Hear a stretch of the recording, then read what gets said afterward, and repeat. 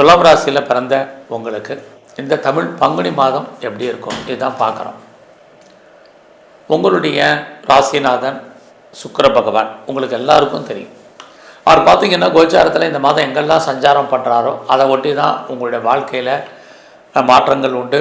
அதற்கு மற்ற கிரகங்கள் சப்போர்ட் பண்ணுறதுக்கான வாய்ப்பு தான் நிறையா இருக்குது.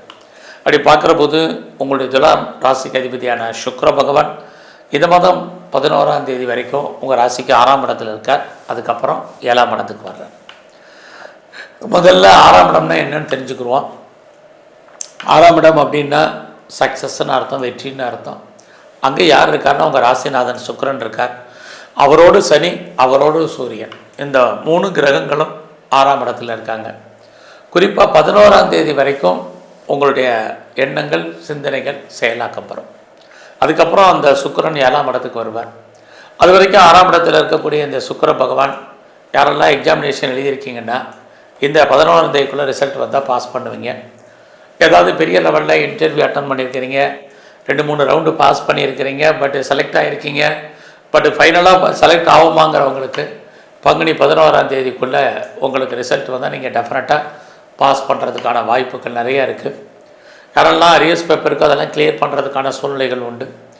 அது இல்லாமல் இந்த மாதம் 11ஆம் தேதிக்குள்ள லோன் ரொம்ப நாளாக அப்ளை பண்ணி டிலே ஆகிட்டுருக்குங்கிறவங்களுக்கு கடன் கிடைப்பதற்கான வாய்ப்புகள், குறிப்பாக என்ன பர்பஸ்க்காக லோன் வாங்குகிறோமோ அதை காரண காரியங்கள் அத்தனையும் ஃபுல்ஃபில் ஆகிறதுக்கான சூழ்நிலைகள், இது அத்தனையும் இந்த பங்குனி 11 வரைக்கும் உங்களுக்கு இருக்குது.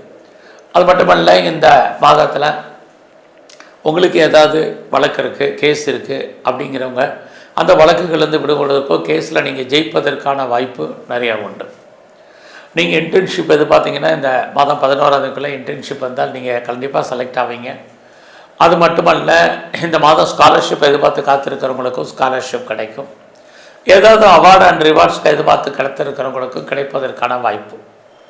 எல்லாவற்றுக்கும் மேலாக உங்களுடைய ஜாப், உங்களுடைய ப்ரொஃபஷன், உங்களுடைய கரியர் இந்த மாதம் நல்லா இருக்குன்னு சொல்லலாம். ஏன்னா உங்கள் ராசிநாதன் சுக்கிரன் 6ஆம் இடத்துல இருந்தாலும் 11ஆம் தேதிக்கு அப்புறம் 7ஆம் இடத்துக்கு போகிறார். அதுவும் ஒரு சில விஷயங்களுக்கு உங்களுக்கு நல்லது.